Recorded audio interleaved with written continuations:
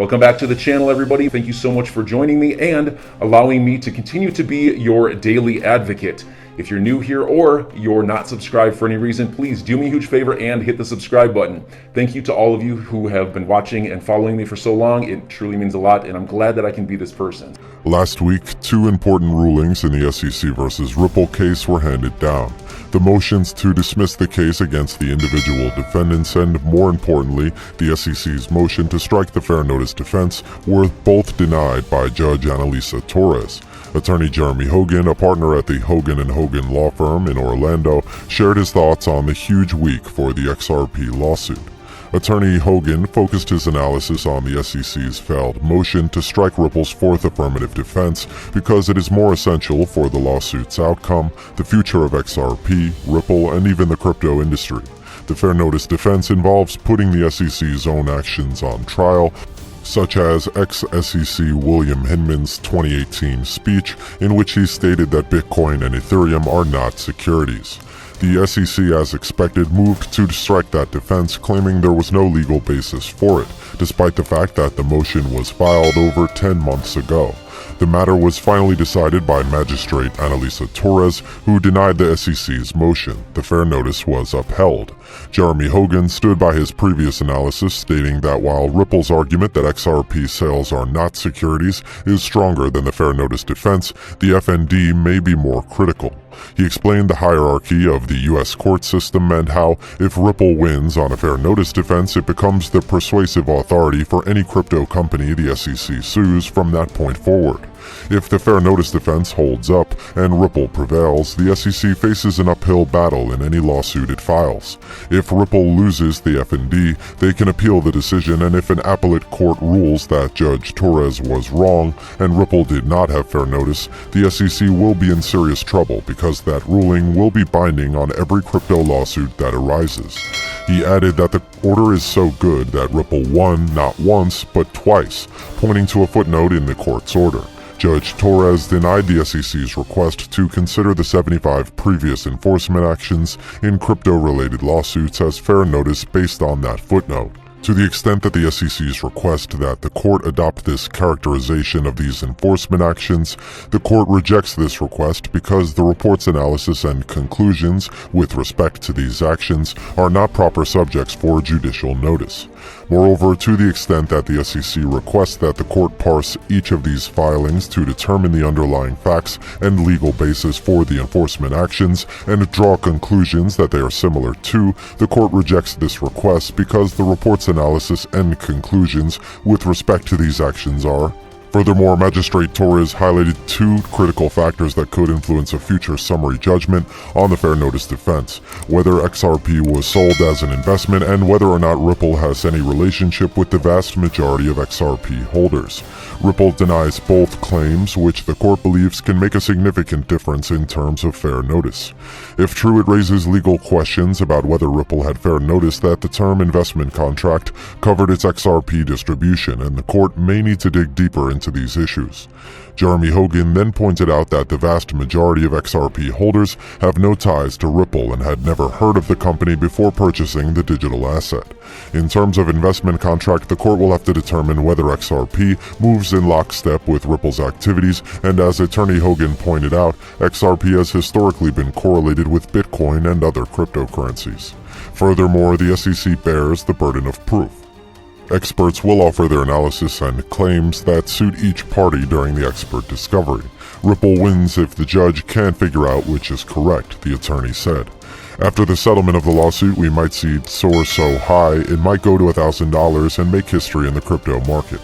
Also, Ripple, a blockchain company based in San Francisco, has invested in Hong Kong-based cryptocurrency custodian Hex Trust, high-profile blockchain project Terra, investment firm Morgan Creek Capital, and financial institution BlockFi were among the participants in its $88 million Series B funding round, which was led by seed-stage fund Liberty City Ventures and non-fungible token startup Animoca Brands. Total funding for the company has now reached around $100 million. Hex Trust raised $10 million in October to fund the development of its Hex Safe custody program. Animoca Brands took the lead in this round.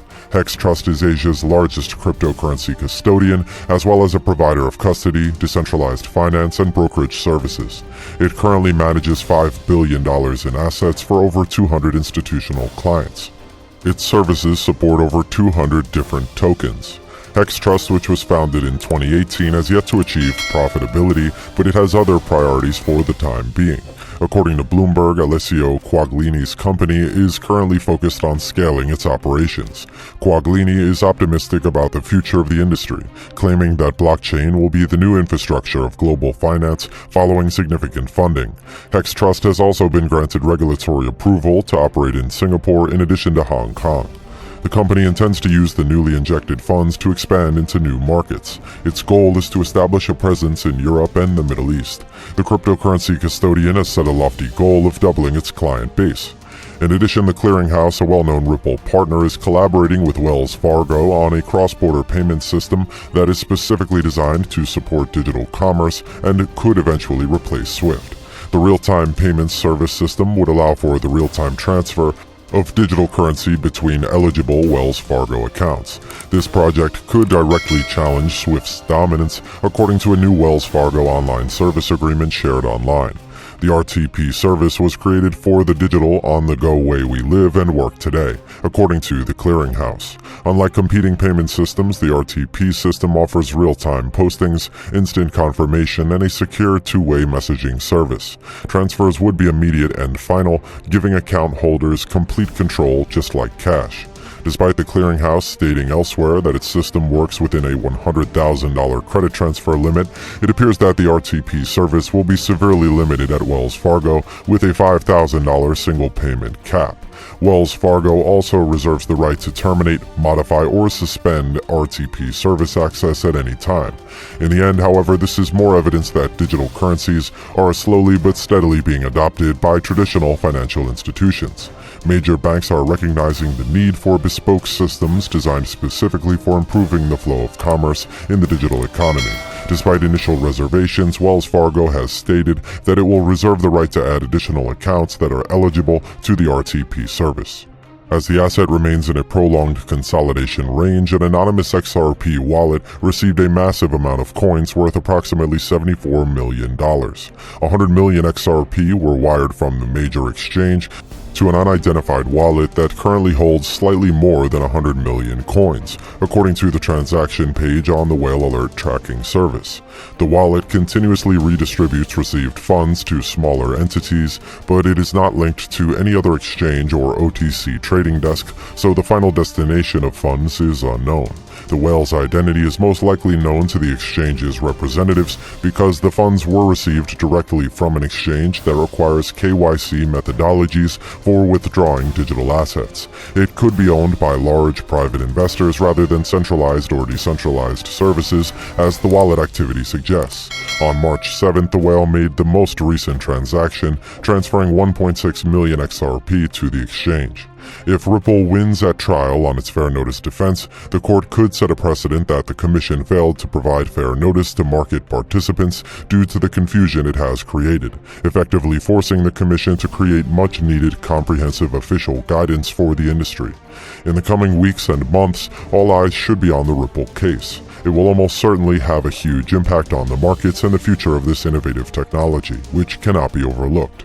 The SEC's wrongdoings against XRP will be exposed, and once the lawsuit is settled, XRP will be officially free, shattering all previous records of its own all-time high and making history in the crypto industry. So enjoy your day, everybody. I'm always here for you.